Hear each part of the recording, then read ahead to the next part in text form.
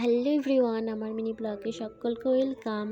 তো মা সকালে ক্যালেন্ডার এনেছিল এবছরের, সেটাই খুলে দেখছিলাম কেমন সিনারি দিয়েছে। যতই বড় হয়ে যাই না কেন, সেই ছোটোবেলার ভাবটা এখনও থেকেই গেছে। মানে ভালো লাগে, যতক্ষণ না দেখবো ততক্ষণ আর ভালো লাগে না।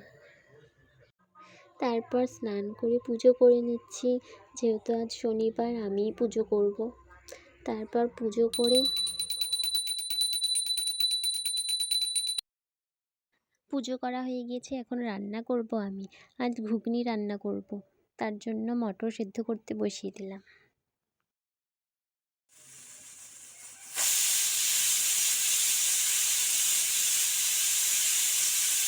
মটর সেদ্ধ বসিয়ে দিয়ে আমার যত কাজ ছিল তা সেরে নিলাম, এখন রান্না করব।